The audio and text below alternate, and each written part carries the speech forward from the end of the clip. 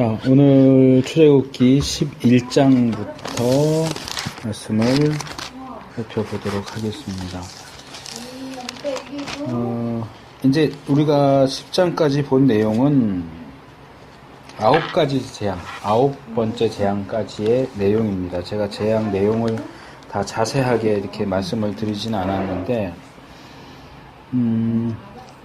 여기서 우리가 이제 바로가 계속해서 타협하는 장면들을 살펴봤잖아요. 그래서 바로 입장에서도 이제 악에 바친 거예요. 그래서 여기 10장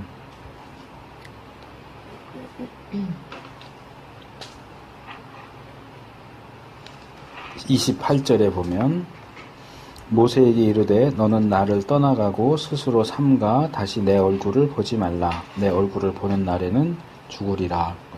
내 눈앞에도 나타나지 마. 열 받은 걸 받을 때까지 받아가지고 이제 난 너 얼굴 보는 것도 싫으니까 나타나지도 마. 그랬는데 이제 그런 모세를 다시 자기 앞으로 불러낼 수밖에 없는 상황이 벌어지는 거죠.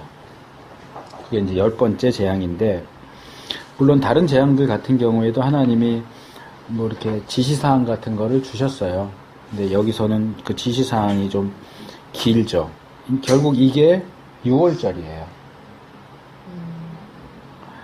그래서 여기 보시면 11장 앞부분에 보면 이제 이번 재앙이 내려지면 너희들을 보낼 거다. 보내는데 그냥 보내는 게 아니고 쫓아낼 거다. 근데 뭐 더 이상 타협이고 뭐 그런 거 없고 이제 보낼 수밖에 없는 상황이 벌어질 것이다 하고, 그 다음에 이웃들에게 각기 이웃, 이거 여기 각기 이웃들이라고 할 땐 이것은 애굽 사람들이에요. 같은 이스라엘 사람끼리가 아니고 애굽 사람들에게 은, 금, 패물을 구하게 하라. 그러니까 떠나기 전에 낮에 다니면서 애굽 사람들에게 은과 금과 뭐 패물, 귀걸이, 목걸이 뭐 이런 것들을 달라고 해라. 어떤 분이 저한테 질문하다 그래. 이거 강도질 아니냐고. 도둑질까지는 아니지만 강도질 아니냐고 이렇게 질문을 하시더라고요. 근데 이거는 물론 지금 애굽 사람들은, 왕은 바로는 계속 고집을 부리지만 애굽 사람들 입장에서는 지금 이스라엘 사람만 봐도 덜덜덜 떨게 되는 상황이잖아요. 벌써 9번째 계속 재앙이 내려지고, 또 어느 정도 지나니까 이스라엘 사람들은 전혀 안 그런데 자기들한테만 그런 재앙들이 내려지니까 지금 계속 신하들도 보내자고 그러잖아요. 바로만 고집을 피우고 있는 거예요. 그런 상황에서 이스라엘 사람이 와서 뭐 주세요 그랬을지 줘 이랬을지는 모르겠지만 이렇게 구할 때 내놓지 않을 수가 없겠죠. 뭐 기쁜 마음으로 주진 않았겠지만 주지 않을 수는 없었을 거예요. 그러니까 이제 그런 상황을 이용해서 이스라엘 사람들이 이렇게 애굽 사람들의 재물을 약탈한 거 아니냐. 뭐 그런 측면도 없지는 않겠지만, 이제 다르게 보면 이건 뭐냐 하면, 전에 출애굽기 하던 초반기에 제가 그 말씀을 드렸지만, 이스라엘 사람들이 애굽에서 종이 된 게 얼마나 됐는지 우리가 정확히 알 수가 없어요. 몇 년 동안 노예살이를 했는지는 알 수가 없는데, 근데 여기 이제 노예살이를 했다는 게 초점이 있는 거죠. 멀쩡하게 들어와서 살던 사람들을 하루아침에 노예로 삼았어요. 그리고 최소한 100년 이상 부렸어요. 노예로 부리면서 품삯 줬을까요? 안 줬겠죠. 당연히 노예인데 무슨 노예를 품삯을 줘요. 그러니까 사실은 이스라엘 사람들은 아무런 대가도 받지 못한 채 노예살이를 해온 거예요. 최소 100년 이상. 그러니까 여기서 은금 패물을 구한 것은 이제 밀린 품삯 한꺼번에 받아가는 셈으로 붙이는 거예요. 너희가 이제까지 공짜로 일해줬잖아. 그렇다고 누가 뭐 동전 한 입 준 것도 없고, 말하자면 그 품삯 받는다고 생각하고 이제 받아와라. 그리고 이제 여기서 받은 은금 패물이 어디서 쓰였을까요? 우상만이죠. 예? 우상 만드는데, 금송아지. 그렇죠. 금송아지 만드는 데도 사용됐죠. 그리고 1차적으로는 우상 만드는 데 사용됐을 거예요. 뭐 더 근본적으로 하면 뭐 처음에 그 계산을 하지는 않았겠지만 전혀 생각하지 못했는데 40년을 광야에서 보냈단 말이에요. 그 광야에 뭐 가게가 있어요, 뭐가 있어요. 그래도 주변 민족들한테 가서 뭐 먹을 거라든지 뭐 이런 옷이라든가 뭐 이런 거 할 때 물물 교환할 때 이게 사용됐을 가능성도 없지는 않고요. 그게 확실히 나오지는 않아요. 이제 신명기에 가면 하나님께서 너희를 40년 동안 광야 생활하게 하셨고 왜 그랬는지 말씀하면서 너희 옷이 닳지 않고 신이 닳지 않고 뭐 그런 얘기가 나왔는데 과연 40년 동안 한 번도 옷을 안 갈아입고 살았을까? 그거는 또 좀 다른 얘기인 것 같아요. 교훈적인 측면에서 그렇게 얘기를 하는 거니까. 또 민수기에도 보면 어느 민족, 어느 나라 영토를 지나갈 때 사신을 먼저 보내서 우리가 전혀 패기치지 않고 조용히 지나가겠다. 물을 먹는 것도 우리가 돈 내고 먹겠다. 그런 거 보니까 이 주위에 뭐 떠돌아다니는 베두인이라든가 어떤 정착생활하는 그런 민족들과 접촉이 아주 없었다고 볼 수는 없을 것 같아요. 그러니까 그럴 때에 이들이 뭘 갖고 그걸 사겠어요? 상상력이 아주 없다고 생각해요. 왜요? 광야니까. 거기에 그러니까 전에도 얘기했지만 특별히 성경에서 광야라고 할 때는 우리는 광야 그러면 사막을 떠올리거든요. 근데 사막을 떠올리면 안 돼요. 황무지예요. 황무지를 또. 네. 황무지가 뭐가 틀려요? 황무지나 사막은 모래로 되어 모래만 있잖아요. 있는 거고. 황무지는 이제 주로 돌밭, 나무도 별로 안 자라지 않고 척박한 땅. 그러니까 성경에서 광야라고 할 때는 주로 황무지를 가리켜요. 근데 우리는 광야 그러면 곧바로 사막으로 연결되거든요. 근데 사막이 전혀 없는 건 아니에요. 그쪽에 사막이 전혀 없는 건 아니지만 특별히 유대 지역 근처에 있는 광야는 대부분이 황무지예요. 그러니까 그렇게 다니면서 그렇게 뭐 음식이나 물건 할 때 썼을 가능성도 없지 않고, 그러나 이제 성경이 대표적으로 말하는 것은 금송아지 만들 때 이제 금가락지 뭐 이런 것들 빼와라 그래서 금을 하죠. 그리고 이제 또 하나는 성막 만들 때 널빤지에다 금 입히고 노수로 뭐 하고 뭐 금은 보석 할 때 그게 어디서 났겠냐고요. 노예 생활하는 이스라엘 사람들이 뭐 집마다 뭐 금송아지 하나씩 숨겨놓고 있었던 건 아닐 거고 이때 얻어갖고 나온 거예요. 그러니까 그것도 굉장히 중요해요. 아마 지난번인가 지지난번에 잠깐 우리가 그런 얘기 했었잖아요. 미디어라든지 이 공적인 직업을 가진 사람들이 어디까지 해야 되느냐, 그리스도인 탤런트가 무당 역할이나 이런 거 해도 되느냐. 그러니까 뭐 역할만 놓고 보면 또 생각이 달라질 수도 있지만 일단 이 성막의 경우에서 우리가 볼 수 있는 건 그거예요. 그러면 하나님을 위한 성막을 짓는데 이방인들 물건을 가지고 지어? 그건 말도 안 돼. 이럴 수 있잖아요. 근데 광야에 있는 이스라엘이 갖고 있는 금은보석이 어디서 나왔냐고요. 현재는 자기들 소유이겠지만 애굽에서 나올 때 여기서 얻어갖고 나온 거지. 삭스로 그냥 다 몰아서 받았다는 개념으로. 예. 보통 그렇게 봐요. 그러니까 아니면 이제 약탈이 돼버리는데 약탈이라기보다는 뭐 100년 이상 노예로 공짜로 부렸으니까 거기에 대한 값을 받는다 라고 생각하면 될 것 같고요. 지금 정확하게 기억이 나지는 않는데 그것도 어딘가 언급이 돼 있는 걸로 알고 있어요. 제가 그 부분에 그러니까 그 돈 금은보화 받아가지고 나오는 부분에 대해서도 뭔가 언급이 있었던 걸로 제가 기억을 해요. 좀 정확한 그게 이제 실제 상황은 여기 12장 끝에 나와요. 15절, 16절. 이스라엘 자손이 모세의 말대로 하여 애굽 사람에게 은금 패물과, 여긴 의복이 또 나왔죠. 의복. 그리고 고대 세계에는 사실은 옷도 보물 중에 하나예요.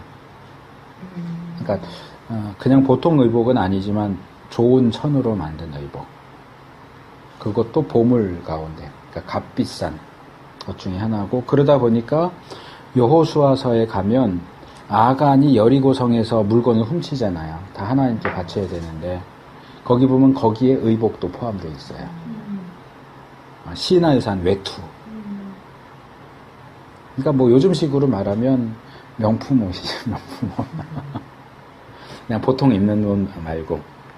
그래서 구함에 여호와께서 애굽 사람으로 백성에게 은혜를 입히게 하사 그들이 구하는 대로 주게 하심으로 그들이 애굽 사람의 물품을 취하였더라.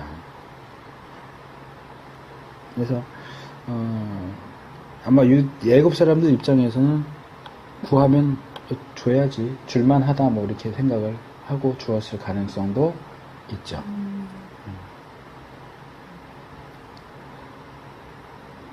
그래서 이런 부분에서 이제 조금 더 확대시켜서 말하면, 제가 여기서 얘기한 건지 딴 데서 얘기한 건지 기억이 안 나는데, 우리가 기도 부탁하는 거 조심해야 돼요.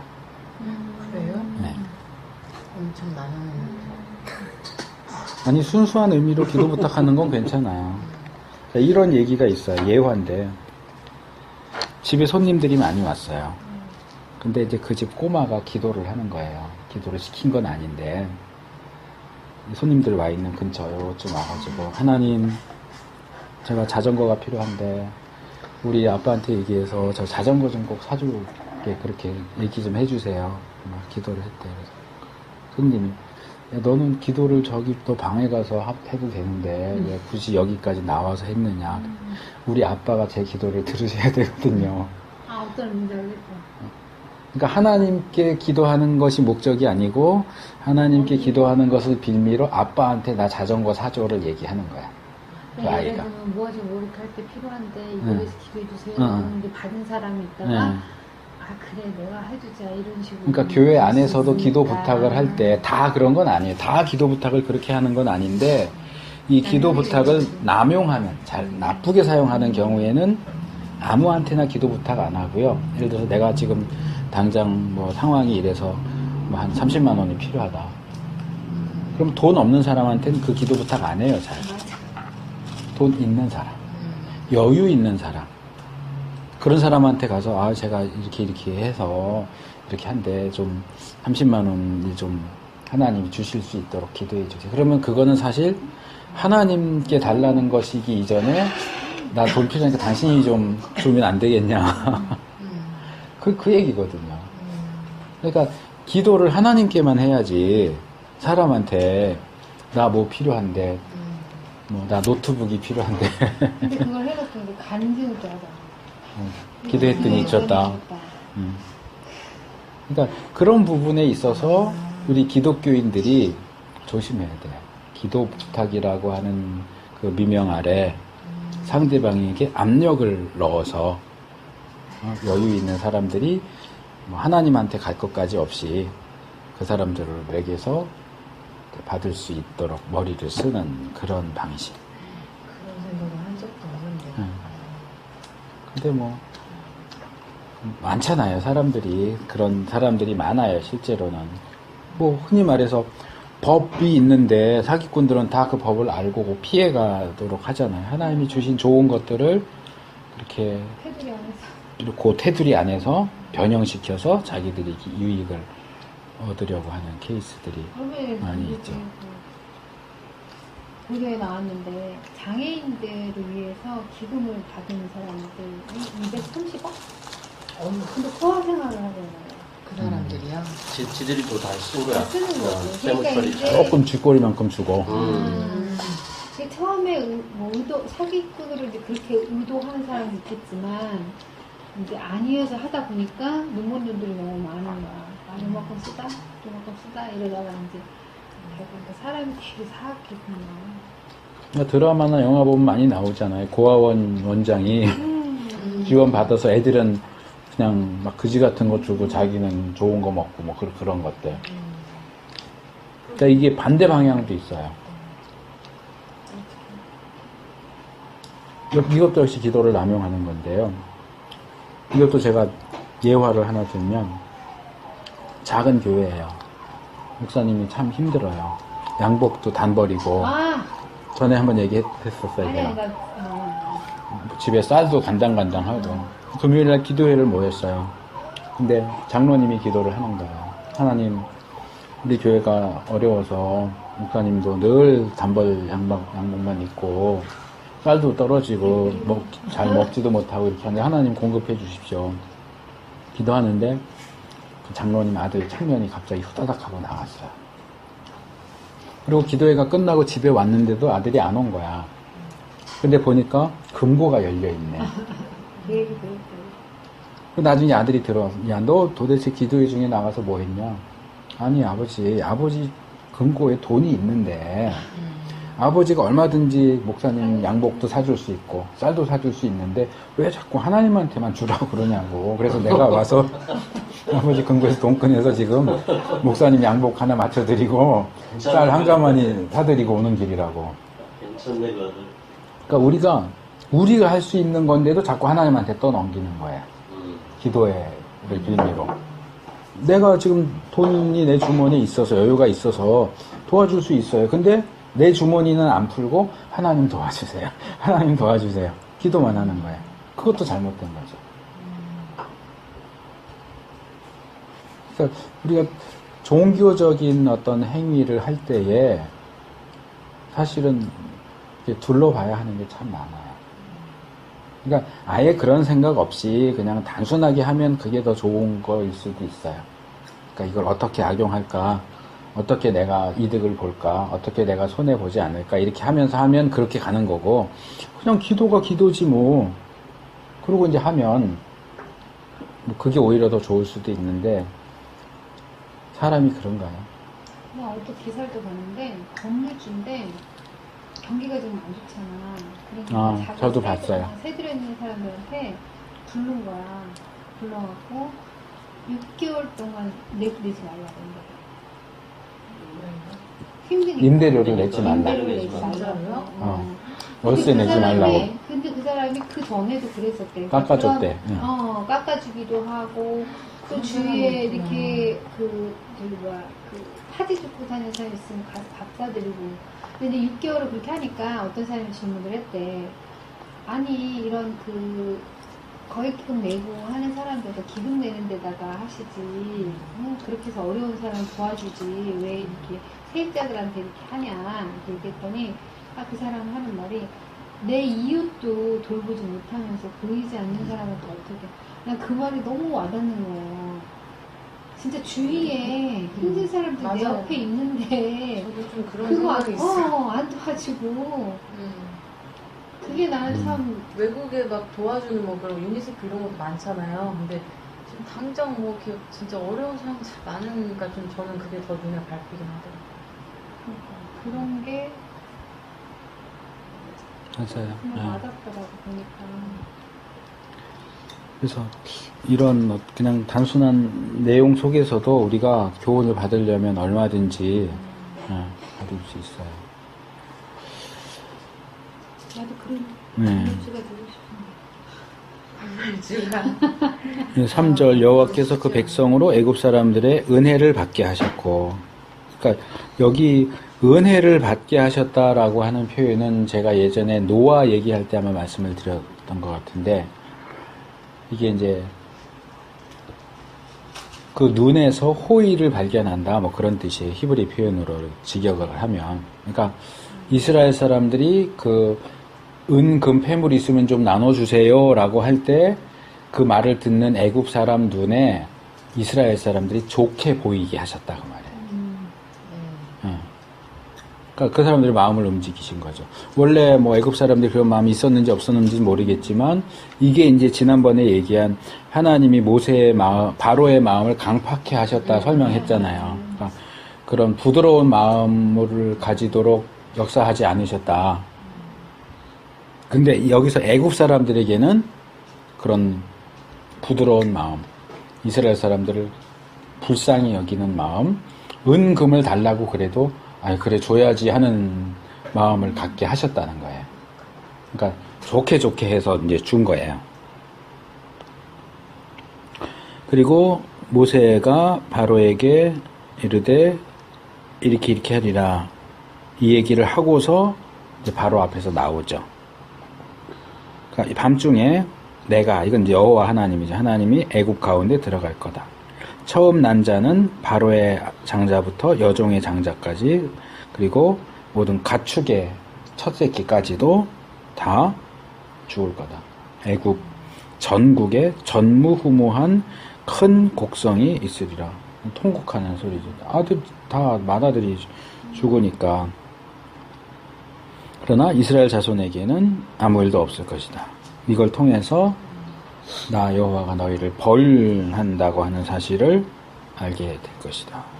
그래서 왕이 지금 너 빨리 가. 내 눈앞에 다시 보이면 죽일 거야. 그랬어도 오히려 모든 신하가 와서 절하면서 제발 좀 떠나달라고, 이렇게 해야 내가 떠날 거다 라고 이제 선언을 하고 바로에게서 나오죠. 그래도 여전히 바로는 계속 마음이 안 그래요.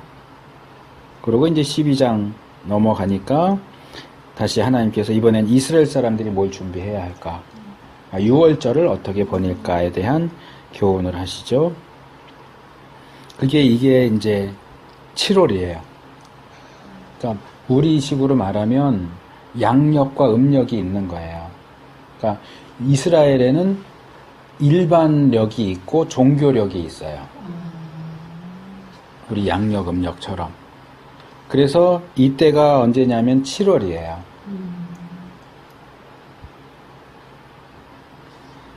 그래서 여기 보면 이 달로 너희 달의 시작 곧 해의 첫 달이 되게 하라 이렇게 하잖아요.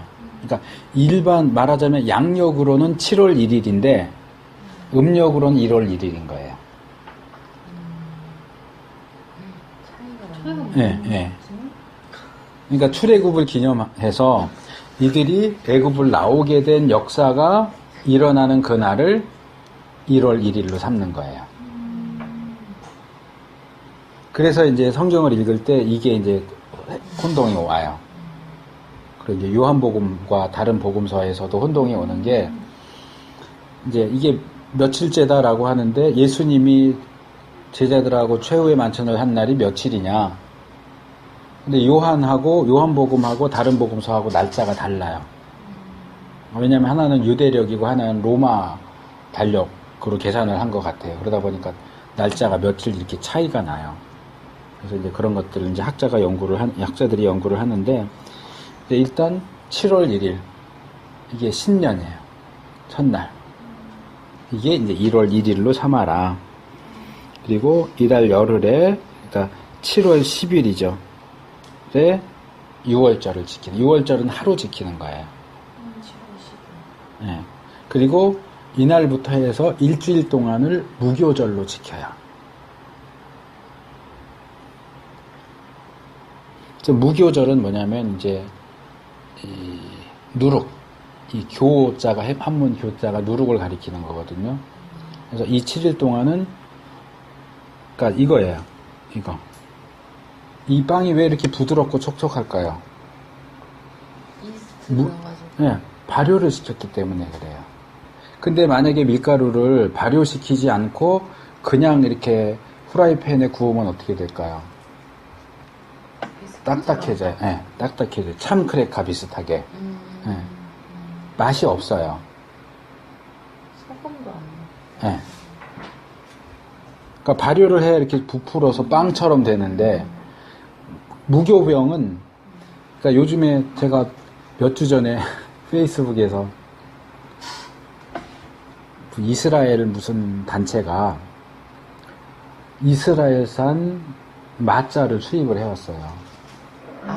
마짜가 뭐냐면 무교병이에요. 이렇게 네모난 정사각형 이제 참 크래커 대형처럼 생긴 이 6월절 무교절 때 이 사람들이 먹는 거예요. 그러니까 카피 문구가 그래. 아직도 성찬식에 카스테라를 쓰십니까? 이 이스라엘산 이거 껴갖고 다니는 애들 있잖아요. 뭘 해갖고 다녀? 유대인들이 이거 끼는 거 있잖아요. 그럼 모자. 걔네들이 이거 먹는 거야? 그렇죠. 나 본 것 같아. 응. 그러니까 그러니까 보통은 이렇게 발효된 빵을 먹어요. 그런데 이 유교 6월절 무교절 때는 그걸 먹어요. 그래서 유대인들은 그러니까 7월 달이 되면 한 일주일 정도를 하면서 집안 청소를 해요. 누룩을 없애는 거예요, 집에서. 그러니까 누룩이 들어가서 만들어진 빵 부스러기 그러니까 다 찾아요. 다 찾아서 뭐 집 밖에 버리든지 어디 한 군데다 하든지. 왜냐하면 이제 여기 뒤에 나오지만 무교절 기간에는 무교병만 먹어야 돼요. 무교병만 먹을 뿐만 아니라 집 안에서 유교병이 발견되면 안 돼요. 이런 게. 왜 발효를 안 시키고 먹는 이유가 또 있을 것 예, 같아요. 여기 나오죠, 다. 진짜. 예. 아니, 얘네들은 철저히 지키잖아요. 네. 그죠? 지금도 대단한 거. 지켜요? 지금도 지켜. 정통 유대인들은. 걔네들 다 보면 다 옷이랑 이거 껴가지고. 개신교는 그냥 좀 그래도 우리는 그런 형식이- 6월절을 지키진 않죠. 성찬식을 하는 거예요. 근데 예수님이 하셨던 최후의 만찬이 6월절 식사예요, 사실은. 6월절 그게 식사를 이제 떡하고 그 포도주 주시는 예, 그건데 우리는 이제 그걸 다 떡이라고 번역을 하지만 원칙적으로는 빵이에요. 빵이고 무교병의 경우는 빵이라고 부를 수가 없고 이제 크래커 같은 거예요. 맞죠? 걔네는 밀가루, 우리는 쌀이에요. 완전 무슨 아, 뻥튀기 우리가 같은 빵 것도 먹는 주긴 하던데 교회에서 뻥튀기는 아니고 뻥튀기 같이 얇은 거 이제 있잖아요. 가장 비슷한 게 참크래커 같은 거예요. 교회에서는 카스테라 쓰죠. 카스테라스. 그래서 얇은 그- 거 하나 주잖아요. 그거나 카스테라. 카톨릭에서는 이렇게 맞아. 동그랗게 얇은 생긴 거. 네, 밥튀기 딱 누른 거 같은 거. 그거는 이제 카톨릭에서 주로 그런 식으로 해요. 아 그래요? 근데 입에다 동그랗게 생긴 거 입에다 넣어주잖아요, 신부들이. 그러니까 조금 요즘에 다양화를 하는 것 같은데 한국 교회는 전통적으로 카스테라를 썼어요. 빵 대신. 썰어 갖고 네모나게. 하나를 다 버린다면서요. 버리기도 하고 먹기도 하고. 아, 그래요? 네. 원래 먹어야 교회마다 되는 게 달라요. 아니고?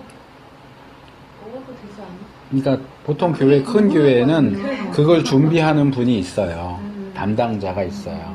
그래서 남으면 이제 그분이 먹는 거죠, 그냥. 버리기 아까우면 아니면 이제 한 군데 묻어서 버리든가 그렇게 하기도 하고. 그러니까 막 나눠 먹고 아무나 먹는 그건 아니고 그분이 이제 그거 담당하니까 그래서 먹기도 세례 안 하고. 받으면 못 먹잖아요. 그렇죠. 저희 네. 엄마 아빠는 제가 드시라고 하는데. 원칙적으로는 세례를 받아야 성찬을 받을 수 있어요. 근데 원래 말하잖아.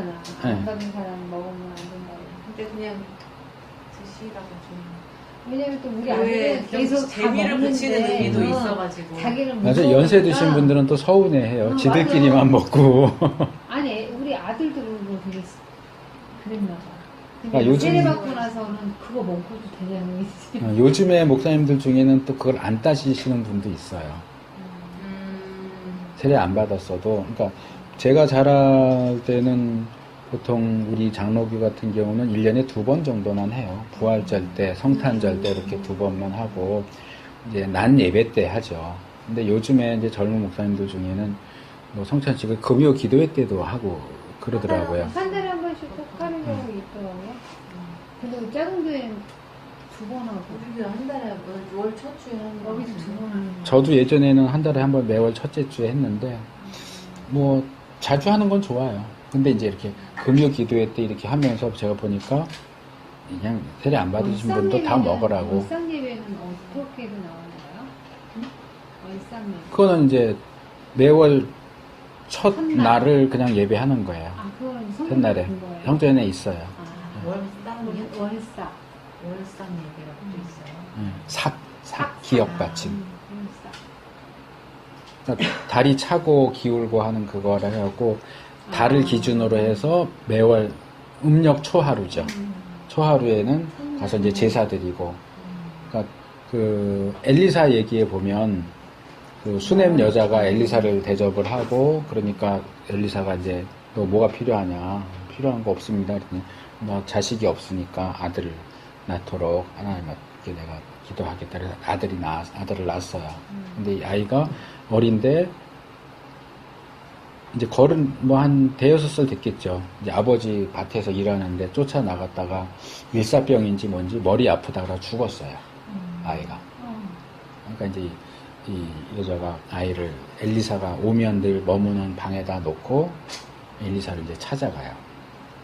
그러니까 남편이 오늘은 월삭도 아니고 뭐도 아닌데 선지자한테 왜 가냐 이제 그러죠.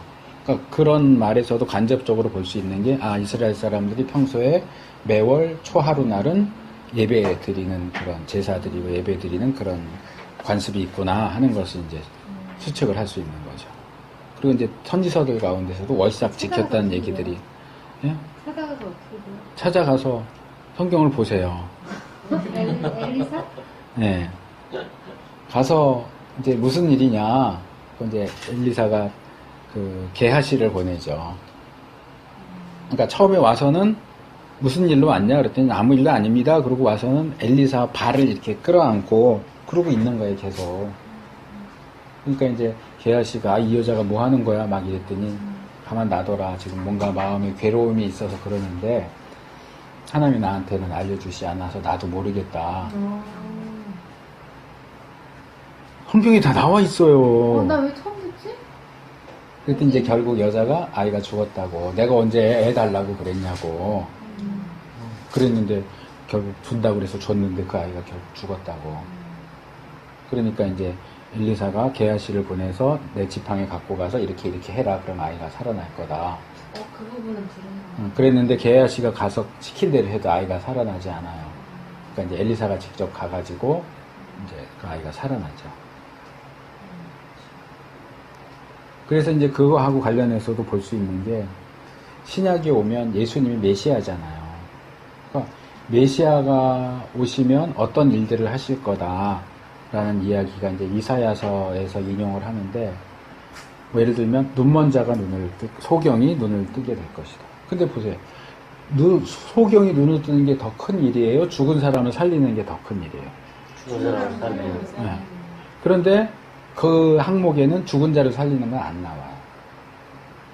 소경 눈을 뜨게 하는 게 더 큰 일인 것처럼 메시아를 증거하는 그런 증명하는 일이라고 해서 나오는데 눈먼 자가 눈을 뜨고 뭐 안진뱅이가 걷고 이런 건 나오는데 죽은 자를 살리고는 안 나와요. 왜 그럴까요? 이미 구약에 있거든요. 구약에서요? 구약에 나와요. 엘리야도 그렇고 엘리사도 그렇고 죽은 자를 살려내는. 엘리야는 사렙다 과부 아들이 죽잖아요. 그때 엘리야가 살려내요. 엘리사는 수넴 여자의 아이를 살려내고요. 그러니까 죽은 자를 살려내는 건 이미 구약의 선지자들이 한 거예요. 그러니까 메시아가 와서 그걸 해도 뭐 옛날에 선지자도 했는데 메시아가 하는 일로 이렇게 중요하게 여기지 않는 거예요.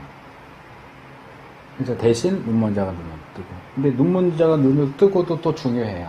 왜냐하면 아까 광야 설명했잖아요. 유대 지역은 황무지가 많아요. 그러니까 늘 바람이 부는데 이게 깨끗한 바람이 아니고 뭔가 불순물 같은 게 돌가루 같은 것들이 되게 많아요. 그래서 이 유대 지역에는 소경이 많아요. 그것 때문에. 그러면 상해서. 그러니까 후천적으로 소경이 되는 경우들이 많아요. 안진뱅이.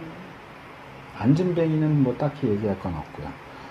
이 소경이 같은 경우. 그래서 복음서에 예수님이 소경을 눈뜨게 하신 사건도 자세히 보시면 이렇게 후천적으로 소경이 된 사람을 고친 케이스도 있지만 더 중요한 건 선천적으로 소경으로 태어난 사람. 이 사람은 그러니까 후천적인 경우는 의사들이 가끔 고칠 수가 있어요. 근데 선천적으로 그런 자연적인 영향을 전혀 받지 않았는데 나면서부터 이제 제가 어렸을 때는 교회에서 이제 그 사건 얘기를 태생소경 뭐 이렇게 얘기하죠. 태에서부터 소경인 사람. 그러니까 이거는 정말 하나님의 능력이 아니면 고쳐줄 수 없다라고 보는 거죠. 근데 이제 예수님은 나중에 소경된 사람도 고치시지만 소경으로 태어난 사람도 고치세요. 그러니까 그게 굉장히 큰 어떤 능력으로 보여지는 거죠. 자, 월삭 얘기에서 거기까지 갔는데 어쨌든 월삭 얘기 우리가 왜 갔어요? 누룩빵 뭐 이런 거. 무교병 얘기하다가. 네. 그래서 이 무교절 기간 동안에는 집 안에 그 효모라든가 이스트 효모라든지 그걸로 해서 부풀어서 만든 빵은 조각도 나오면 안 돼요. 만약에 그게 있으면 그 사람들은 1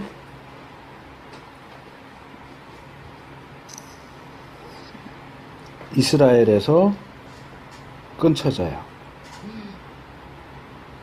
그러니까 전에도 얘기했지만 이스라엘 백성 중에서 끊쳐지리라 12장 15절 너희는 7일 동안 무교병을 먹을지니 그 첫날에 누룩을 너희 집에서 제하라. 제가 지금 얘기한 게 그거예요. 무릇 첫날부터 7일까지 유교병을 먹는 자는 이스라엘에서 끊쳐지리라. 이스라엘에서 끊쳐지리라는 너희들은 구원 못 받아 그 말이에요. 굉장히 중대한 거죠. 왜 중대한가는 이제 좀 가면 나올 거고요. 어쨌든 그래서 마무리는 해야 되겠다. 그래서 아직도 카스테라로 성찬식을 하시니까 이 이스라엘에서 직수입한 이 마자를 성찬식에서 쓰면 은혜가 더 될 거라. 막 속에서 부글부글 하는 걸 그걸 보는데 우리나라 그 한약재료 마하고 똑같은. 아니요, 그냥 히브리 이름이에요. 마자. 그러니까 무교병 이렇게 만드는 법이 유튜브에도 있어요. 그래서 이만하게 꼭 참크레카 이제 확대해 놓은 것 같이 큰 건데 이게 6월절 무교병 6월절 때 먹는 것도 다 방법이 있어요. 이렇게 반 잘라가지고 식사 시작할 때 반 먹고 식사 끝날 때 또 나머지 반 먹고 이게 다 정해져 있어요. 그래서 그걸 이제 히브리어로 마자라고 이렇게 부르는 건데 그래서 성찬식을 그걸로 하면 더 은혜로울 거더래요. 아니 성찬식을 하는데 그 이스라엘산 마자를 떡을 수입해 먹어야 되면 그럼 포도주도 또 이스라엘산으로 수입해다 먹어야 되겠네. 먹어야 되겠네요. 그리고 6월절 식사로 하면은 그러면 쓴 나물도 이스라엘산 나물 수입해야 되고 그거 찍어 먹는 소스도 그럼 이스라엘 거 찍어 먹어야 수입해서 찍어 먹어야 되냐.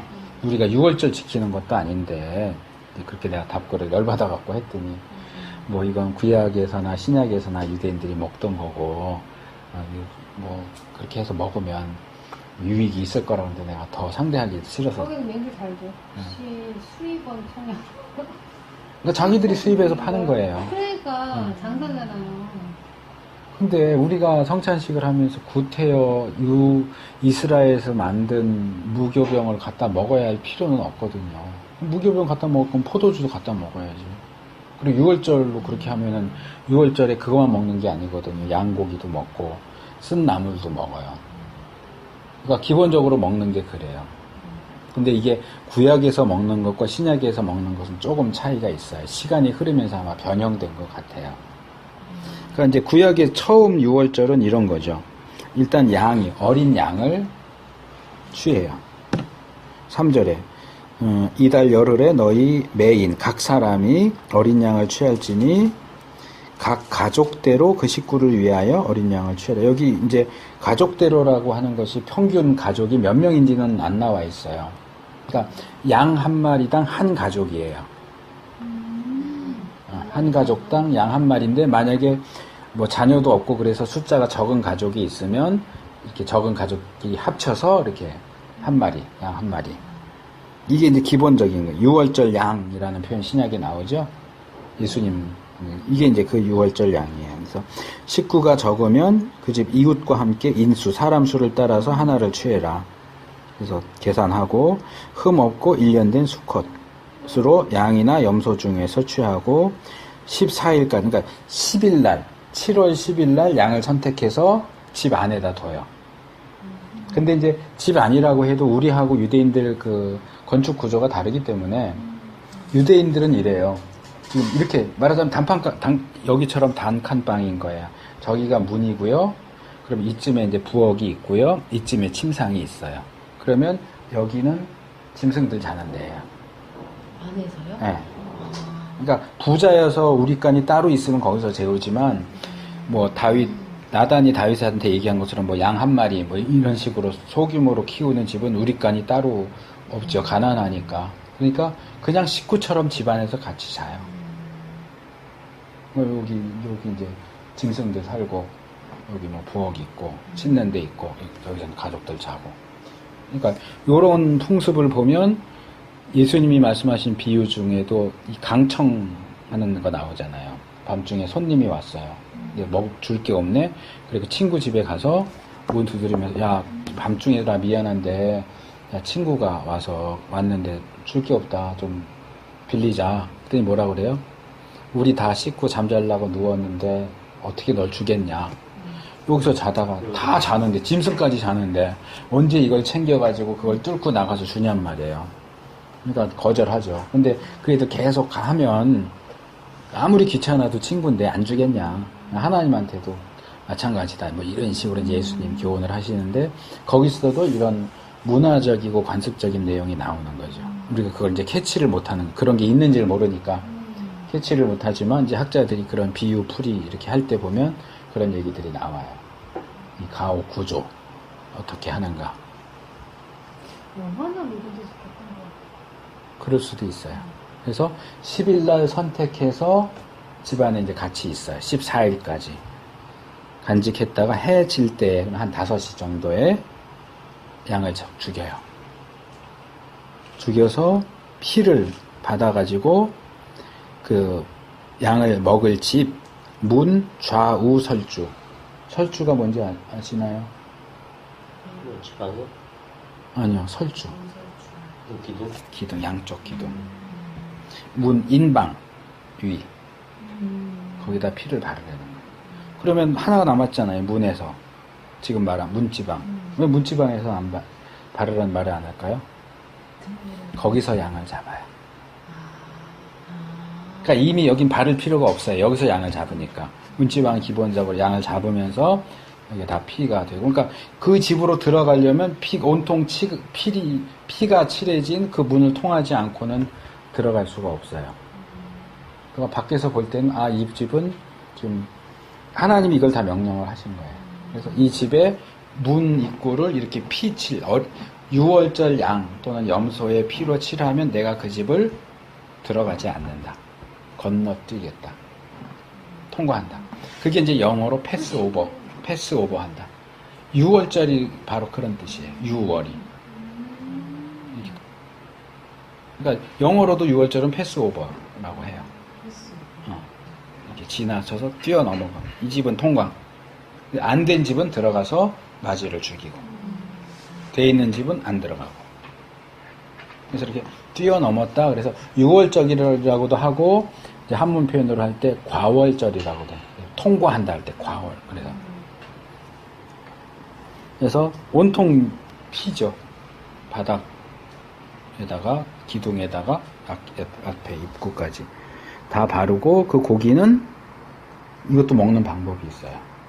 꼭 불에 구워 먹어야 돼요. 삶아 먹으면 안 돼요. 불에 구워서 무교병, 익혀서 먹는 건데, 먹는 방법까지 불에 구워서 먹어야 되고, 그 고기를 먹을 때는 무교병, 아까 말한 맛자예요. 무교병을 먹어야 되고, 그 다음에 쓴나물을 같이 먹어야 돼요. 근데 이제 여기는 안 나오지만, 쓴나물을 이제 아몬드 같은 거 이렇게 갈고 뭐 이렇게 해가지고 소스를 찍어 먹어요. 근데 이것도 다 의미가 있어요. 그러니까 아까 앞에서 제가 무교절 기간 중에 이런 누룩이 발견되면 이스라엘 중에서 끊겨진다, 흩어진다. 자, 양은 이스라엘 백성이 애굽에서 구원받기 위해서 양이 대신 죽는 거예요. 대속, 이게 의미가 있죠. 그리고 이 6월절 양은 예수님을 상징을 해요. 예수님을 상징하는 거예요. 그 다음에 무교병은 뭐냐면, 이 뒤에 나오는 것하고도 연결이 되지만, 자, 밀가루 반죽에다가 효묘, 이스트를 넣어서 부풀리려면 시간이 필요해요. 재운다고도 그러죠, 보통. 하루나 이틀을 재워야 돼요. 근데 이날 날 밝으면 바로 떠나야 돼요. 다 죽으니까 울고불고 하다가 이거 이스라엘 놈들 때문에 우리 마지들이 다 죽었어. 내쫓는단 말이에요. 언제 그거 발효시켜요? 발효시킬 틈이 없어요. 그러니까 그냥 밀가루 반죽으로 구워서 먹는 거예요. 그러니까 이 무교병을 먹는다는 얘기는 얼마나 급하게 애굽에서 나오느냐를 상징하는 거예요. 들은 적 있는 것 네. 같아요. 그런 게 똑같은 게 이제 이 뒤에 가면 옷 다 입고서 먹어요. 여행, 밖에 외출할 준비 다 하고서 급하게 먹어야 돼요. 이것도 상징이에요. 그러니까 처음 애굽에서 나갈 때 얼마나 급하게 나가는가. 이거 무교병. 쓴 나무로 왜 먹을까요? 체하지 말라. 쓴 나물은 이스라엘 사람들이 애굽에서 노예살이를 얼마나 고통스럽게 했나, 얼마나 쓴 맛을 애굽에서 쓰게 지냈는가를 상징하는 거예요. 그리고 소스도 그래요. 뭐 아몬드에다가 뭐 이런저런 거 넣어서 소스를 만드는데 그 소스가 색깔이 젓갈색이에요. 젓갈색의 소스가 의미하는 것은 벽돌이에요. 니들이 애굽에서 노예 생활하면서 만들었던 그 벽돌 색깔.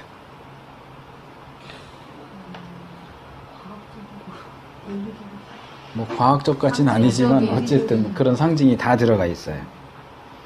그리고 여기 날로 먹으면 안 되고 물에 삶아서도 먹으면 안 되고 머리와 정강이와 내장을 다 불에 구워서 먹고 아침까지 남겨두지 말고 아침까지 남은 것은 곧 소화하라. 그래서 이것도 모르는 분은 빨리 소화시켜야 돼. 그 얘기인데 그게 아니고 불에 태우란 말이에요. 남은 건 불에 태워라. 이제 레위기도 가면 나오는데 이게 가끔 가다가 시간 제한이 걸리는 경우가 있어요. 특별히 이제 화목제 같은 경우에 하나는 이틀까지 먹을 수 있고 하나는 사흘까지 먹을 수 있어요. 다 먹어 치워야 돼요. 근데 만약에 기한이 이틀인데 사흘째도 고기가 남았다? 그러면 이 앞에 먹은 거, 그 앞에 그 제사 드린 거 꽝이에요. 도로아미타불이에요. 무효가 돼버려요. 그러니까 왜 그런 시간 제한을 했는지는 우린 정확히 알 수는 없어요. 그럼 뭐 어떤 사람은 이제 거기가 더우니까 상할까봐 뭐 그런다 그런 얘기도 하지만 상할 거면 뭐 하루나 이틀, 사흘 이렇게 하는 거는 무슨 의미가 있는지, 왜 어떤 건 이틀이고 어떤 건 사흘인지 이런 것도 설명이 안 되죠. 근데 어쨌든 우리로서는 정확한 이유를 알 수 없지만 하나님이 때로 이렇게 기한을 정하시기도 해요. 그러니까 6월절 양 같은 경우도 날이 새기 전, 그러니까 그 다음날 새벽 5시 되기 전에 다 어쨌든 해치워야 돼요. 남아있으면 안 돼요. 이게 여호와의 6월절이다. 다니면서 내가 그 밤에 애굽 땅을 두루 다니면서 사람, 짐승 다 처음 난 것을 죽일 거고 이것은 애굽의 모든 신들에 대해서 형벌을 내리는 것이기도 하다. 피가 있는 집은 내가 피를 볼 때 너희를 이게 6월이 넘어간다. 거기는 내가 들어가서 죽이지 않을 거다. 그리고 이거는 너희가 대대로 지켜야 된다.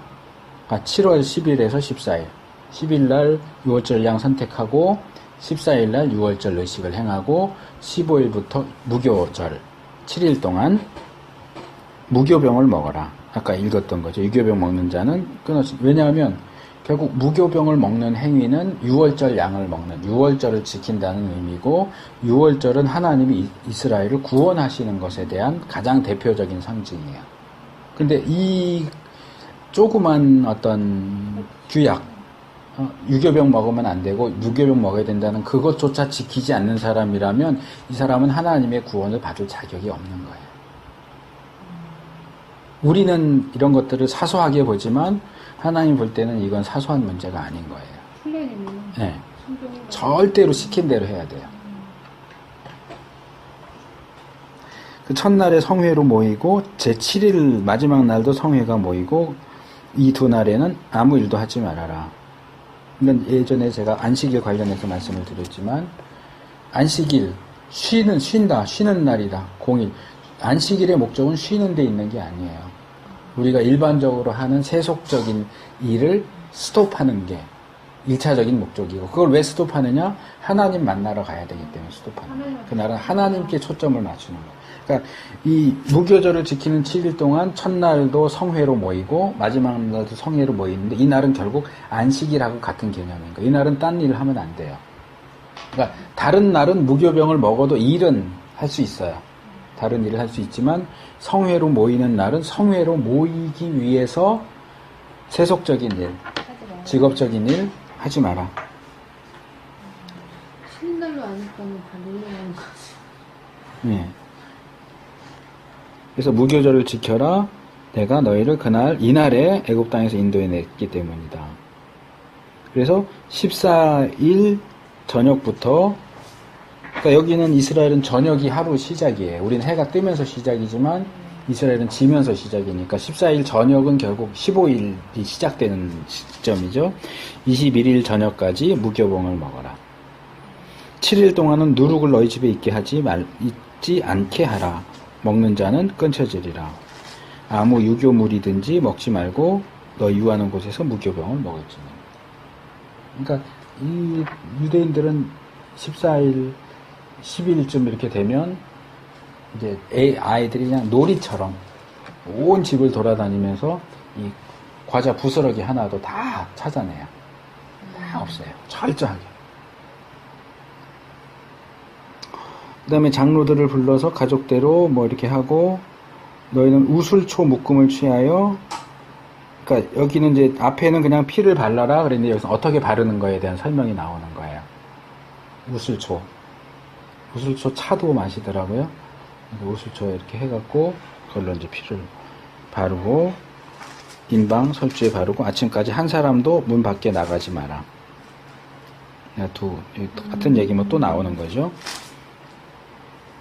그리고 이제 이것이 자녀들에게 신앙교육으로 할 것. 그러니까 매년 이때 되면 똑같이 하는 거예요.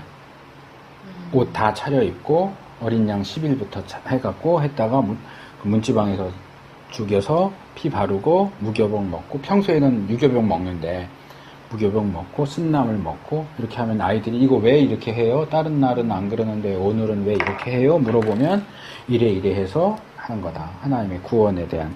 그러니까 신앙 교육이 저절로 되죠. 그러니까 아이들이 물으면 뭐라고 대답할지까지 다 나와 있죠.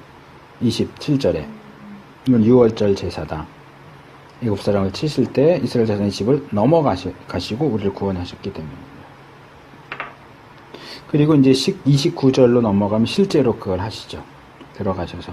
여기서는 여호와께서 들어가셨다라고 하지만 이제 다른 곳에 보면 천사를 시키신 거예요. 천사를 시켜서 장자를 다 죽이죠. 그러니까 밤중에 바로가 모세와 아론을 불러서 빨리 가라. 다 갖고 가라. 나를 위해서 축복하고 가라. 그리고 애굽 사람들은 말하길 우리가 다 죽은 자가 되도다. 우리도 다 죽게 생겼다. 백성을 재촉해서 니네들 빨리 나가. 그런데 야, 금은 폐물 좀 줘.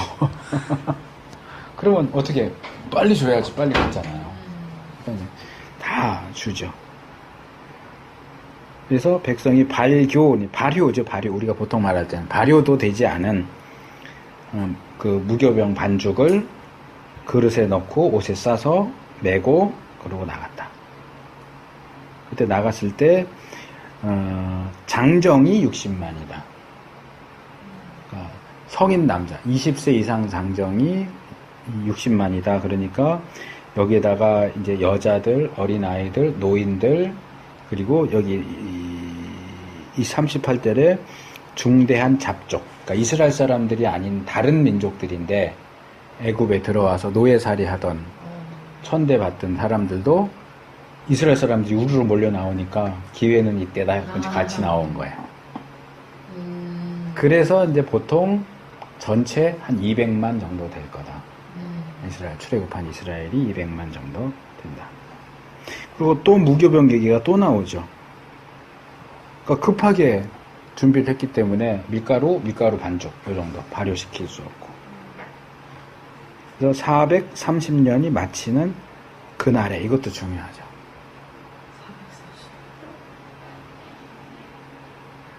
정확히 하나님의 계획대로 하나님이 말씀하신 그날 출애굽을 했죠. 그래서 이는 여호와의 밤이라. 조성기 씨가 요즘엔 이름 바꿔서 조누가 이러던데, 조성기 씨가 옛날에 야훼의 밤 이렇게 했고 소설책 3권짜리인가 낸 게 그게 여기서 나온 이름이에요. 여호와의 밤. 뭐 내용은 전혀 성경 아니고 이제 기독교 집단 뭐 그런 얘기이긴 하지만 여기서 나온 거죠. 그 다음에 6월절 양에 대한 내용이 또 나옵니다. 자, 6월절 양은 어떤 사람은 먹을 수 있느냐? 이방 사람 먹을 수 없어요. 그러니까 성찬이 세례 받은 사람만 먹을 수 있다 하고 비슷한 케이스인 거예요. 이방 사람 먹을 수 없고요. 43절, 44절. 돈으로 산 종일 경우에 할례를 받은 후에, 그러니까 유대인이 된 다음에. 그러니까 할례와 유월절의 관계는 세례와 성찬의 관계하고 비슷한 거죠. 할례 받은 유대인만 먹을 수 있다. 거류인, 타국, 품꾼, 그러니까 할례를 받지 않은 사람은 같이 살아도 유대인이 된 게 아니기 때문에 유월절을 먹을 수가 없어요. 그리고 한 집에서 먹고 고기를 조금 더 줍밖에 내지 말고 뼈를 꺾지 마라. 그러니까 뼈 먹고 이렇게 꺾어서 버릴 수 있는데 뼈를 꺾지 마라. 근데 이 뼈를 꺾지 마라는 예수님하고 연결되는 거예요. 예. 보통 안 꺾었지 않아요. 왜 무릎을 꺾었을까요? 안 꺾었어. 다른 죄수들은 왜 꺾었을까요? 그때만 먹어요. 빨리 죽이. 뭐 이미 다 십자가에 못 박혔는데 어떻게 도망가요? 혹시나 살아있다. 빨리 죽이려고. 네, 빨리 죽이려고. 이 얘기도 내가 전에 한 건데. 무릎은 꺾으면 빨리 죽어요? 예. 이게 왜? 집사님 들었는데 기억을 못 하시네. 금방 오늘 컨디션 되게 안 사람이 사람을 십자가에 매달아 놓으면 왜 죽을까요? 피가 심장이 호흡을 못하는 거 아니에요? 역사 기록에 의하면 십자가에 달았는데 한 달인가 두 달을 살아있다가 그래. 죽은 사람이 있어요. 맞아요. 과거 역사 기록에 보면. 그 얘기 로마 들었어요. 시대. 그 얘기 생각나. 십자가에 달았는데 사람이 죽는 이유는 숨을 쉬지 못해서 죽는 거예요. 여러 가지 이유가 있지만 가장 중요한 이유는 그거예요. 더 고통스럽게 죽으려면 십자가에 네, 가장 고통스러운 죽음이 십자가예요. 그래서 로마 당시에는 로마의 지성인들이 이방인들은 원래 이게 로마 사람들의 처형 방법이 아니에요. 다른 나라 처형 방법인데 그걸 로마가 도입을 한 거예요. 그래서 로마 시민권을 가진 사람은 십자가형으로 죽이면 안 됩니다. 그러니까 그거는 인류가 생각해낸 가장 잔인한 사형 방법이에요. 십자가형은. 그래서 그런 기록들이 남아 있고요. 십자가에 할 때는 여기가 아니고 보통 여기로 많이 얘기하는데 여기에요.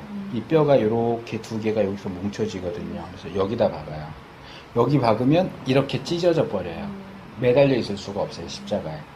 그러니까 영화 같은 데 보면 여기다 박고 여기를 끈으로 묶는 게 이제 떨어지지 못하게 하려고 묶는데 그게 아니고 여기다 박으면 끈을 안 묶어도 여기서 딱 걸리는 거야. 요 뼈. 네. 그러니까 양쪽 여기 박고 여기 발목. 동맥이 흐르잖아. 네, 발목에 박는데 사람이 체중이 있으니까 아우. 십자가에 박아놓으면 이렇게 박아놔도 이렇게 돼요. 점점 몸이 처지는 거예요. 그러면 이 육체의 그 구조상 횡격막이 눌려요. 숨을 못 쉬는 거예요. 그러면 그 상황에서 숨을 쉬려면 어떻게 되냐면 이거 하고 내가 지금 붙어 있는 부분은 양팔하고 발밖에 없어요. 그러니까 이걸 끌어당겨야 되는 거예요. 그러니까 굽혀 있는 무릎을 이렇게 억지로 펴가지고 몸이 이렇게 올라와야 겨우 숨을 쉬는 거예요. 그렇게 해서 오래 사는. 근데 이러고 있다가 또 처지죠. 그러니까 체력이 좋은 사람은 오래 사는 거예요. 버티면서. 근데 체력이 약한 사람 이거 하다가 한 3번 했는데 더 이상 땡길 수가 없네? 그럼 숨 못 쉬어서 죽는 거예요.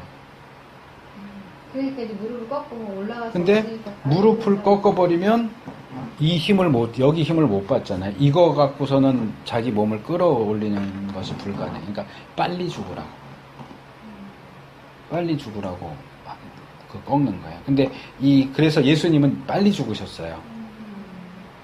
그러니까 보니까 벌써 죽었는데 대신 그래서 어떻게 해요? 창을 던지잖아요.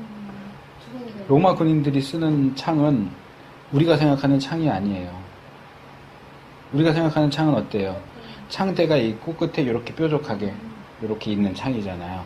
로마 군인이 쓰는 창은 이렇게 창이 있고요. 이 끝에 쇠가 이렇게 나와 있어요. 그러니까 요거만 뾰족하게 있는 게 아니고, 그리고 로마 군인들은 이 창 던지기의 명수에 정확히 맞춰요. 그러니까 이렇게 맞추고 나서 뽑으면 뭐 이게 휘어 있을 수도 있지만 다시 이렇게 해서 쓰는데 이만큼이 이제 쇠심이 이렇게 뾰족하게 주사침처럼 쇠심이 굵은 게 있으니까 예수님 심장을 정확하게 깨뜨린 거예요. 그랬더니 물과 피가 나왔다. 이것도 뭐 상징적으로 하는 경우도 있지만 과학적으로 보면 이미 죽은 지 시간이 한참 돼서 피가 분리가 된 거예요. 혈청과 혈액 성분, 뭐 적혈구 이런 것, 붉은 것은 선지피처럼 되고 그 나머지 피의 나머지 성분이 혈청, 물처럼 돼서 딱 나오는 심장에 물이 없죠. 근데 심장을 맞췄는데 나온 거는 이미 죽은 지 벌써 됐다, 한참 됐다. 그러니까 굳이 무릎을 꺾어서 정강이를 꺾어서 죽게 만들 필요가 없는 거죠. 그러니까 여러 가지 엇갈려 있지만 신약의 기자는 유월절 어린 양이신 예수님이 다른 십자가형을 받은 죄인들처럼 뼈가 꺾어지지 않은 이유는 이게 벌써 6월절에부터 6월절 어린 양 먹는데 뼈는 꺾지 말라고 하는 내용의 성취다 이렇게 보는 거죠. 옛날에 베드로가 요한이가 십자가형으로 죽지 않았어요? 베드로 전설. 베드로가 거꾸로. 그건 전설이에요. 성경에 나오는 거 아니에요. 전설의 고향. 아 그래요? 그래요? 나는 또 전설이 예, 성경에는 안 나와요. 안 나와. 전해지는 그게 이제 코바디스에 나오죠. 장면이 한 장면이. 코바디스가 뭐죠? 갑자기 영화 벤허 코바디스. 근데 이게 참 웃긴 게 제가 이제 구약을 하면서 보니까 이 이름 참 되게 웃기게 번역했다. 영어 발음을 그대로 다 번역한 거거든요. 근데 벤허는 히브리어예요. 벤후르예요. 후르. 이제 우리 성경에 훌이라고도 번역돼요. 모세가 이렇게 들 때 양쪽에 아론하고 훌이 팔 붙잡아 주잖아요. 그 후르. 그러니까 벤은 아들이에요. 그러니까 후르의 아들 그 말이에요. 그러니까 거기 주인공으로 나오는 사람 아버지가 후르야. 그러니까 후르의 아들. 벤허는 원래 그건데 그거를 영어식으로 하니까 벤허가 도대체 무슨 말 생각하다 보니 이거 벤후르구나. 벤후르의 아들. 그 주인공이 후르의 아들. 코바디스는 라틴어로 번역한 거예요. 그러니까 꾸보바디스예요. 배너가 그 뜻이에요. 네. 콜로세움 그 말 경기장이고요. 유명 경기장 이러잖아요. 나도 그 경기장이라고 생각했는데 그냥. 그건 콜로세움이죠, 말 그대로. 그죠? 예. 그러니까 주인공이 후르의 아들이다. 그게 벤허예요. 그러니까 코바디스는 이제 영어식으로 코바디스 한 거지만 이게 라틴어로 이제 QU 이렇게 되면 꾸부 이렇게 발음이 돼요. 쿠보 어디로? 인물이 아니고요. 코바디스가 바디스 어디로 가십니까? 원래는 쿠보바디스 도미네예요. 주여 어디로 가십니까? 인물이. 그러니까 그 영화의 한 장면이 나오는데 베드로가 이제 막 베드로 잡겠다고 막 하고 그러니까 몰래 빠져나와요. 로마인지 예루살렘인지 하도 오래돼서 기억이 안 나는데 몰래 뒷길에서 빠져나오는데 예수님을 만났어. 그때 베드로가 예수님한테 물어보는 거예요. 꾸보바디스 도미네. 주님 어디로 가십니까? 주님이 대답하시죠. 너가 여기서 잡혀서 죽는 게 하나님의 계획인데 네가 안 죽으려고 도망가니까 너 대신 내가 십자가에 못 박히려고 가고 있다. 도시로 내가 간다. 생세를 내고 가셨네. 그러니까 베드로가 주님 잘못했습니다. 그러고 돌아가서 예수님 이렇게 죽으셨는데 감히 내가 예수님이랑 똑같이 죽을 수 없다. 난 뒤집어라. 그래서 거꾸로 달렸어. 이게 전설이에요. 성경에 나오는 내용이 아니에요. 그건 아니고 십자가에 거꾸로. 그러니까 십자가 이렇게 된 거를 이렇게 한 거죠. 뒤집어서 위에가 아래로 내려오도록. 그래서 거꾸로 십자가에 못 박혀 죽었고. 네, 성경에 나오는 내용은 아니에요. 편하게 죽은 거 아니야? 뭐 그럴 수도 있죠. 거꾸로 매달렸으니. 피가 거꾸로 솟아. 어쨌든 그래 우리 어렸을 때 그 유명한 영화들이 다 그런. 거기서 이제 그 질문에서 나온 게 코바디스. 이건 영어식으로 코바디스 하니까 이게 뭐지 하는데 그게 아니에요. 라틴어예요. 그건. 자 어쨌든 지금 오늘은 자꾸 딴 얘기를 자꾸 하게 되네. 어쨌든 뼈를 꺾지 말라는 결국 이 상황 자체에서는 그냥 6월절 양을 잡아 먹을 때는 삶아서 먹으면 안 되고 생으로 먹어도 안 되고 구워서 먹어야 되고 그날 다 먹어야 되고 그리고 뼈 꺾지 마라. 무슨 뼈가 됐든 뼈를 꺾지 말라. 그냥 지침인데 이게 이제 예수님에 대한 예언으로 6월절 양이 예수님하고 연결되면서 예수님의 뼈가 꺾이지 않았다 하는 것이 예수님과 연결이 되죠. 그 기독교 영화 중에서 목사님 꼭 추천하고 싶은 영화가 있으세요? 지금 저 다시 코바디스 봐야 되겠다 생각했는데. 글쎄 뭐 저는 특별히 기독교 영화라고 해서 특별히 보는 건 아니니까. 생을 추천해달라. 아니야, 영화를 봐야 되겠어. 지금 좀 전에 얘기했던 코바디스. 그리고 요즘에 나오는 건 제가 안 이야기. 봐가지고 지난번에 우리 얘기했던 뭐 침묵이나 침묵. 사일런스나 뭐 오두막이라든가 예. 이런 건 제가 영화를 안 봐서 책은 추천하고 싶은데 영화는 추천을 해도 될지 안 될지는 잘 모르겠고요. 그래서 써놓으라. 하나 생각나는 거는 24시라고 있어요. 이거 기독교 영화는 아니에요. 네, 그거 들어본 것 같아요. 아니 25시 말고 24시. 시간 차이 나네. 우리나라 사람이 만든 영화예요. 아, 그래요? 예.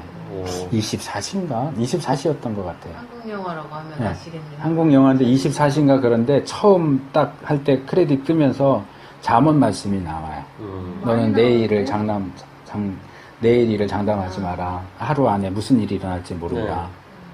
그래갖고 그 영화인데 그거는 저도 예전에 저희 교회 성도들하고 같이 영화 보면서 한번 토론 좀 해보고 싶어서 했는데 잘 안 됐어요. 보긴 다 봤는데 그게 과학 이야기예요. 타임머신 얘기예요. 이제 지원을 받아서 타임머신 연구를 하는데 이게 멀리 못 가는 거예요. 딱 24시간만 돌아가는 거예요. 딱 하루 돌아가는데 이게 이제 제대로 결과가 안 나오니까 지원하던 데서는 지원을 끊겠다. 그러니까 무리해서 이게 가능하다는 걸 보여주려고 24시간 해갖고 갔다 왔는데 이제 하면서 여러 가지 변수가 생기는 거예요. 뭐 바로 하루 뒤인데 갔는데 그 많던 사람들이 다 없어지고 누군 죽어 있고 막 이 도대체 어떻게 된 거지? 그래갖고 이제 그 24시간이 다가오면서 이제 그게 이제 미스테리 이제 풀면서 최종적으로 이렇게 한 사람만 살아서 돌아오는데 거기서는 이제 제가 기독교 영화는 아닌데 아까도 잠깐 나왔지만 그 하나님의 예정에 대해서 생각해 볼 수 있는 상당히 괜찮은 영화예요. 그러니까 중간에 이게 정해져 있나? 그럼 정해진 대로 가나? 그런데 이게 중간에 몇 번 아닌 것 같을 때가 이렇게 나와요. 이게 지금 그 미래로 가서 봤던 그 장면이 이건가 보네? 이렇게 하는데 이렇게 지나가서 쭉 보면 그게 그 장면이 아니야. 그러면서 이게 하나님의 뜻이 정해져 있다면 그대로 갈 것이나 아니면 변화가 있을 수 있느냐, 그걸 미리 알면 바꿀 수 있느냐, 뭐 이런 식의 이제 토론 주제들이 이렇게 나오는 게 있어요.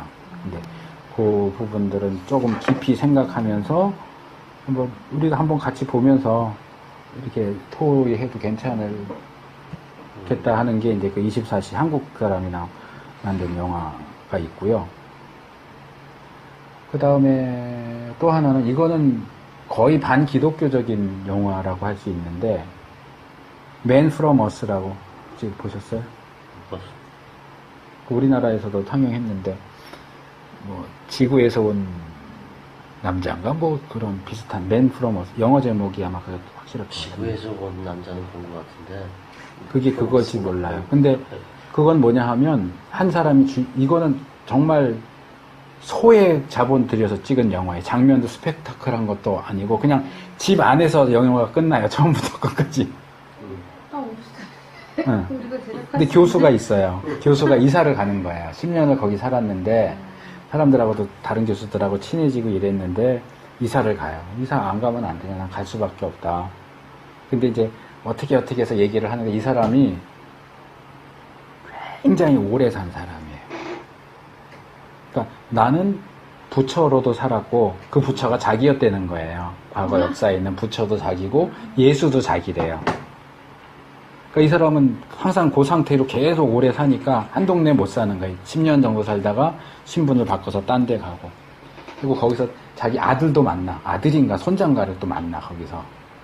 하고 이것도 어떤 신앙적인 부분에서 이거는 내용이 좋아서라기보다는 이제 토의하기 괜찮은 영화도 있는데 기독교 영화로 따로 제가 추천할 만한 건 지금은 별로는 없어요.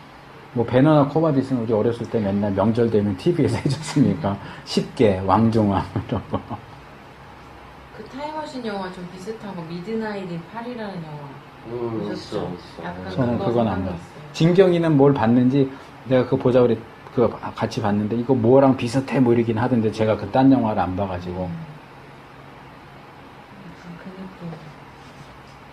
그래서 뭐 예수님 얘기는 안 나와요. 전혀 안 나오는데 이거 보면 저는 그걸 보면서 아 이게 정말 예정론에 대해서 깊게 생각할 수 있는 어떤 계기가 되겠다 생각을 했어요.